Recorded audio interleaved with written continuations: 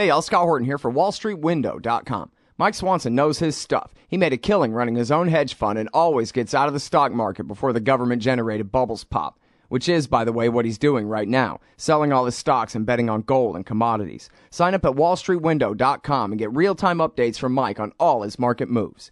It's hard to know how to protect your savings and earn a good return in an economy like this. Mike Swanson can help. Follow along on paper and see for yourself. WallStreetWindow.com. All right, you guys, welcome back to the show. I'm Scott Horton. This is my show, The Scott Horton Show. Now we rewind to yesterday's notes here. So we welcome the great Gareth Porter back to the show. Welcome back to the show, Gareth. Thanks very much. Glad Very to be happy back to have again, you here. Scott. That's your heroic theme music there. It does sound like some sort of Superman film. I don't know. It's Spaceballs. It's what? Spaceballs. I don't know that. Okay, I can't see a thing in this helmet. No? Anyway. All right, so listen. You wrote this thing for the Truth Out there, truthout.org, as you sometimes do. This one is called New Data Raise Further Doubt on Official View of August 21 Gas Attack in Syria. So this was disputed all along. We almost got into a war over it. It was said by John Kerry 35 times in one speech. We know for the following 35 reasons. We know that it was Assad that did it. And we almost went to war, but the American people and helpfully the chairman of the Joint Chiefs of Staff said don't do it. And the president and also the British people and the British Parliament said absolutely not. And so that scotched the whole damn thing. They didn't get to have their war. And then all we found out since then basically seems to be reason to doubt the casus belli that they were attempting to invoke back then. So very important, very instructive. And this is also part two then of this interview because we talked about kind of the overall gist of it as well as the first couple of reasons why now looking back you find it so unlikely that the official story was correct. And so I think where we left off yesterday, we had talked about all the location data and who was asserting what and how it was all skewed and how you're pretty firm in your conclusion that these the volcano rockets that were used in the attack must have come from rebel-held territory, not government-held territory, as had been in the accusations. And then, so I think the next piece that you, the next big data point that you focus on in your article, Gareth, is about the amount of sarin involved and the war party's assertions about who and only who could have possibly been able to come up with so much sarin to do what they did. Well, you know, what's interesting about the discourse on this issue over the past several months has been the degree to which, not just the degree, I mean, essentially this entire issue has been turned over to a set of experts outside the U.S. government or any other government which has been involved in the issue. And so there's been a kind of back and forth among people taking positions on different sides of this issue. As I referred to yesterday, particularly you've got Elliot Higgins, better known by at least some as Brown Moses, the Brown Moses blog, UK-based blogger, taking a very strong, increasingly vociferous position on the side that the evidence is clear that, in his view, that it was the Syrian government that carried out the attack. And on the other side, and you have aligned with him Dan Cazzetta, who is this former Army chemical war officer who actually served as an advisor in the White House at one point, and who I've quoted in the past because he was taking a very independent position. Initially, he was skeptical about some of the evidence, suggesting, particularly on the side of the question of the symptoms that were being exhibited in videos and also eventually in the UN report. And so he has started out as a sort of an independent voice, skeptical voice, but has now aligned himself with the Elliot Higgins view that this must have been a government operation, an operation by the Syrian government, because he argues that the rebels could not possibly have produced enough sarin to be used in the attack. But there are the problems there, and I can't remember if I got into this yesterday, but he has put forward a kind of an initial analysis of what how much sarin might have been required in the attack or been used in the attack, which was entirely artificial, based completely on sort of using old U.S. Army chemical warfare manual to estimate how much sarin would be used. It has nothing to do with any of the data about the actual attack, but rather starting with, well, if he was a chemical warfare officer, presumably a U.S. chemical warfare officer, how much would he use in this attack? So, he comes up with the estimate of at least 1 ton of sarin that would be necessary based on that exercise, and that has been widely used, I'm sorry to say, as a sort of benchmark, despite the fact that it's really quite irrelevant to the reality of the specifics of this attack. So I'm just pointing to the fact that there has been this back and forth between people on that side versus some of the people on the blog who attacked Huta, including this fellow Charles Wood, who is a Perth, Australia-based forensic expert, and they've been carrying out a very strong response, have waged a strong response to some of the arguments that have been made, and in my view have actually produced more convincing evidence in that exchange, and that's so it's quite interesting that you've got a discourse that is really the U.S. government has been not involved in at all, and has been carried out by these experts on the two sides. Now, that leaves one issue remaining, which is really not about back and forth between experts, but is really about data that comes from the UN report itself, the report of the UN investigation. And I must tell you that this is the issue that has really caused me, more than anything else, to continue to be doubtful about the official line that this was a Syrian government attack. And that is the data that were included in the UN report about the symptoms that were shown by the sample, what was originally supposed to be a sample of 80 people, but was ultimately only 36 people who were examined and sort of analyzed in detail, and the symptoms recorded as data in the report. And what is so important about this is that these 36 people were fingered by the opposition leadership in the environs of Damascus as the people they wanted the UN to interview or to use as their sample. So, in other words, the UN team very explicitly went to the leadership of the opposition in that area and said, "Okay, tell us who we should meet as far as serious victims of the attack are concerned." And so they steered them to, we're not exactly sure how many, but ultimately there's supposed to be 80 of them, and they ultimately only cited 36 cases. And the significance of this is that the symptoms don't make any sense. The ones that are recorded in the report don't make any sense. And Kazetta is the one who pointed this out originally.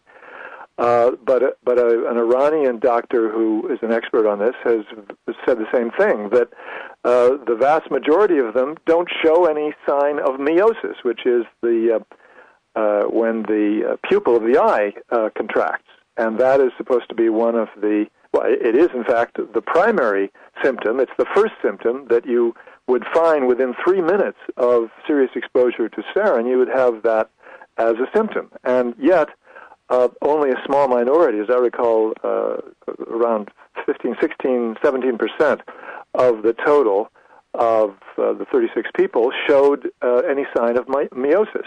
There's something wrong with that, and what that means, and Kazetta is the one who first commented on this, he said, this tells him that those people were not seriously exposed to sarin. In other words, they were not exposed to a serious sarin attack, despite the fact that most of them, not all of them, had some, according to the lab reports, showed some sign of sarin in their blood. Nevertheless, their symptomology suggests that they did not, in fact, they were not exposed to a serious sarin attack. So that raises serious questions about what actually happened, which I think still remain very much unanswered. Well, I mean, it seems like, as you're saying, if that's the first symptom, even if they were, is it your speculation or you have other people speculating here that perhaps the stuff was watered down a bit? Well, it seems like it would still cause constriction of the pupils would be, like you said, first off. That's right. Even if they were only partially affected. That's right. That is my speculation, based on a technical paper published in 2002, which points out that that sarin could be mixed with water at a pH, a sort of normal level of pH of 7, which is not too alkaline and not too opposite of alkaline, and that means that it could last for as I recall, 5.4 hours before breaking down, the sarin breaking down.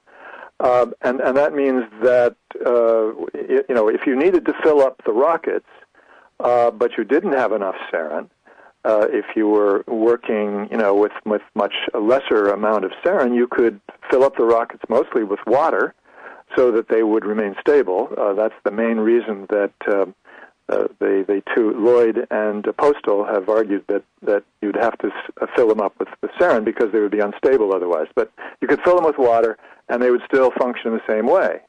But that suggests that there's much less sarin in the attack than we've been led to believe. All right. Well, hold it right there. We got to take this break. We'll be right back with Gareth Porter, author of Manufactured Crisis. And this one at Truth Out about the sarin attack last August in Syria. Oh, John Kerry's Mideast peace talks have gone nowhere. Hey, y'all, Scott Horton here for the Council for the National Interest at councilforthenationalinterest.org. U.S. military and financial support for Israel's permanent occupations of the West Bank and Gaza Strip is immoral, and it threatens national security by helping generate terrorist attacks against our country. And face it, it's bad for Israel, too. Without our unlimited support, they would have much more incentive to reach a lasting peace with their neighbors. It's past time for us to make our government stop making matters worse. Help support CNI at councilforthenationalinterest.org. All right, you guys, welcome back. I'm Scott Horton. This is my show, Scott Horton Show. As always, I'm talking with the great Gareth Porter from Interpress Service, IPSnews.net, truthout.org, and Amazon.com. Actually, make that scotthorton.org/Amazon, where you can find Gareth's great new book. It's so important. I really mean it, man. That's the reason I always talk to him, is because he's the best. And now here he is, the best in book form, Manufactured Crisis, debunking every lie about the Iran nuclear program and the supposed threat it poses to Israel and the United States of America and world order, anything else. The idea that it exists at all, he absolutely destroys it. You can hear my 10-part interview series with him on Manufactured Crisis at scotthorton.org/stress. We got them all there for you, and /interviews, of course. But we got them all combined even into one giant file now, all 10 interviews on the subject of that book. I beseech you to read it. In fact, you should buy a lot of them, and then you should send your extras to local libraries so that they can have some on their shelves. How about Excellent suggestion. Thank you. And give them to friends and send them to your buddy who you know who's in the Air Force intelligence and whatever you can do, man. I don't know. Everybody knows somebody, man. And everybody ought to be reading Manufactured Crisis. And no, Gareth ain't paying me to say that. And I'm not even saying it because I consider him a friend of mine and I want to do him a favor and see him get paid a lot, which of course is also true. But no, it's because this is the most important freaking thing in the whole world other than our relationship with Russia. And we really have a chance now of a peace agreement, a nuclear deal that could lead to a real end of the Cold War with Iran. And I think that this book could be such an important part of that. As all the last of the so-called reasons to be afraid are whittled away and smashed and tossed aside, and people can come to reasonable terms. Man, it's about damn time. It's overdue, and It's important, and the book is Manufactured Crisis. Okay, whew, thank you. Now, again, the new article here at Truthout is new data raise further doubt on official view of the August 21st gas attack in Syria. And so now I'm trying to figure out exactly how this argument goes, Gareth, but it's something to the effect of, at first, well, these rockets traveled 9 kilometers. Of course, the rebels don't have anything that fancy, so it must have been, and we talked about this a bit yesterday, too, it must have been government weapons that were this good. But then on closer examination, the actual rockets that were used in these attacks, or this attack, were no such thing. Couldn't go that far at all, more like 2 kilometers, 2.2 or whatever, right. I think they measured it, as we spoke about. But then the argument is still that this kind of, and I'm paraphrasing what I believe is the position of Brown Moses blog, Elliot Higgins here, that still these are government weapons, and they didn't come from the rebel stocks, and there's no reason to believe that the rebels had them or could have filled them up with any kind of sarin, diluted or not, or anything else. And so what about those volcano rockets and how unique they are? The key point about the volcano rockets is that the government clearly did start using those rockets in the war for conventional explosives, beginning in either late 2012 or early 2013, I don't remember exactly. And they used them a number of times. Clearly, the rebels had plenty of examples of the rockets. They were able to put together the dimensions and the way they operated and so forth. They had the evidence. And as Ted Postal of MIT said to me in an interview, look, I mean, I've seen videos of, or maybe it was Lloyd, they've both said the same thing essentially, that they know that there's plenty of evidence that the rebels have workshops in which they make their own weapons, their own rockets, as well as launchers. There are videos of them, as I think it was Lloyd who said this, videos showing that they have an assembly line, essentially, where certain people are working on the tail fins of rockets. So the idea that they were not interested in or capable of manufacturing facsimiles of these rockets and adapting them to chemical warfare would simply be unrealistic. It's very clear that they have all the capability that they need in order to make those rockets and to adapt them. All right, well, so now what about the supposed exact nature of the replication here, though, all the way down to the numbers of bolts and all that? I believe one of the scientists, quoted by Seymour Hersh, says, this is at Mint Press, a follow-up at Mint Press to the Hersh piece, where one of these scientists says, well, what did Elliot Higgins do? Count all the bolts? And I saw Elliot Higgins on Twitter say, yeah, I counted the damn bolts. Of course I counted the bolts. What are you saying, that I couldn't count the bolts? So what about that? I mean, isn't that pretty exact? These must have been government weapons, whatever. Or maybe they were stolen from government warehouses. Is there any indication that's possible? These are not nuclear weapons we're talking about here. We're talking about highly, very rudimentary, conventional weaponry, and so they are well within the capability of ordinary folks to produce. I mean, that's the bottom line. I mean, I feel like we're talking about Iranian EFPs in Iraq in 2007 well, now. We are, absolutely. Only a Persian could make one of those, not an Arab. That's a very nice parallel. In fact, I mean, the same argument was being made, you're absolutely right, the same argument was being made by people in the U.S. military and the Bush administration that, those EFPs could not have been made by Iraqis. They must have been, they're too well made to be, anything but an Iranian-made. But copper, Gareth, copper. Yeah, right, of course. What the fact could an is Arab that, possibly do with copper? It just doesn't make sense. They have to be Iranian. But as we now know, I mean, the U.S. military had to walk that argument back because there were explicit finds that were reported in the news media of workshops that were producing precisely those sorts of EFPs. I mean, were there slight differences? Perhaps so, but they were functioning exactly in the same way. Is the point? I don't know the footnote anymore, but Phil Giraldi, and we talked about this at such length back in 07 and 08 and all that during that propaganda.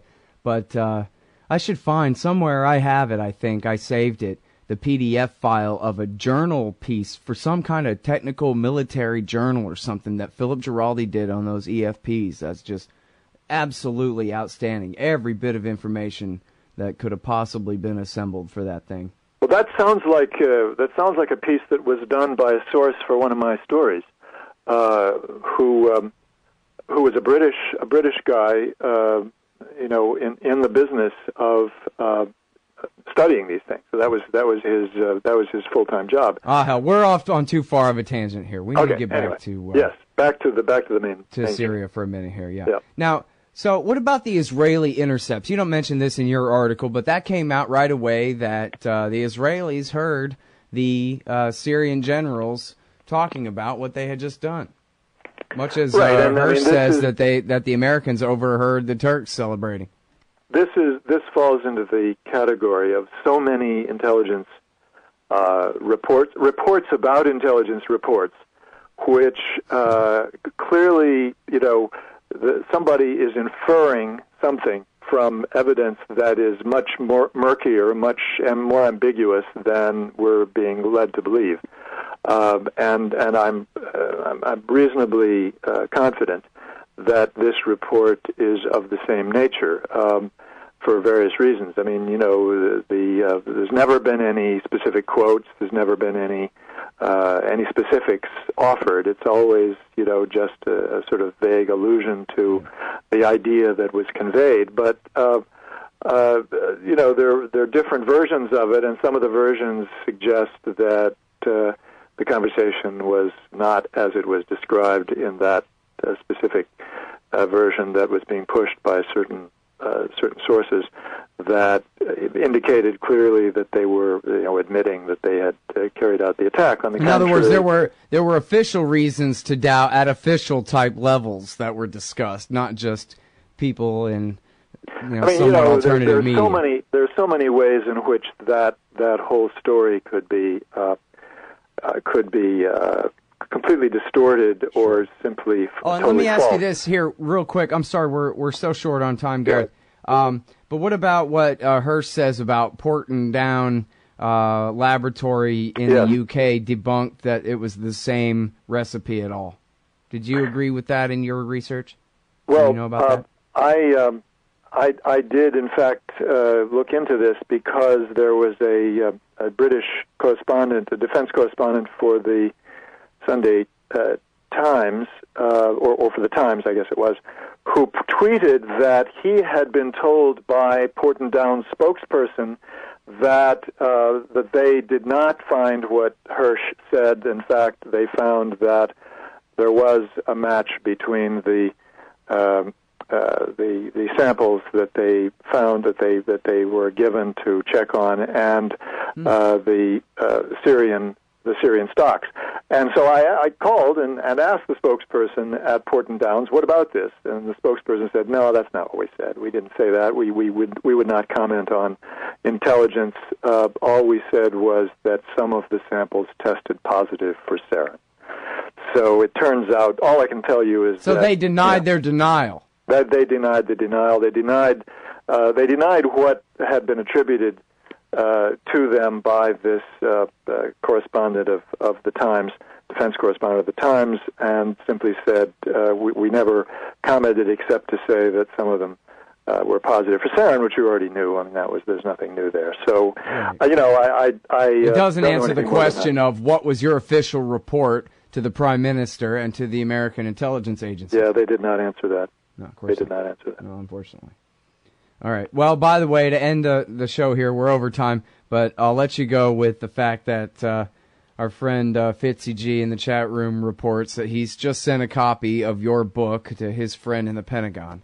So That's fantastic news. Thank you very much. A few more ripples there out there in the pond, and hopefully help get that point across. So, congratulations on that work again, and thank you again for your time on the show, Gareth. Great. Thanks again for your support all this time.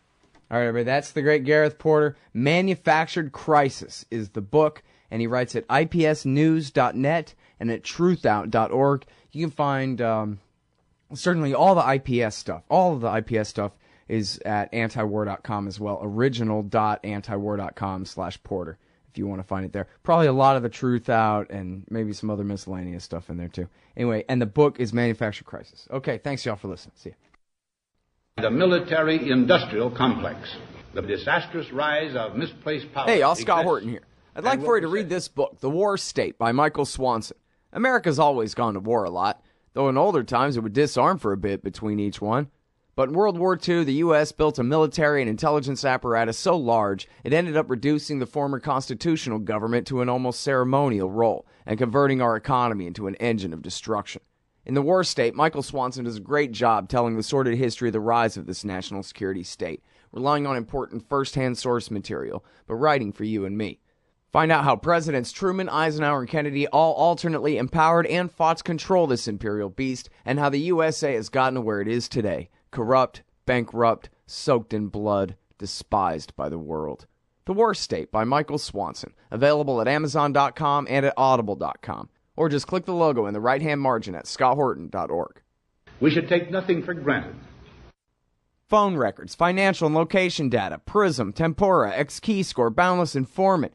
Hey, y'all, Scott Horton here for offnow.org. Now, here's the deal. Due to the Snowden revelations, we have a great opportunity for a short period of time to get some real rollback of the national surveillance state. Now, they're already trying to tire us by introducing fake reforms in the Congress. And the courts, they betrayed their sworn oaths to the Constitution and Bill of Rights again and again, and can in no way be trusted to stop the abuses for us. We've got to do it ourselves. How? We nullify it at the state level.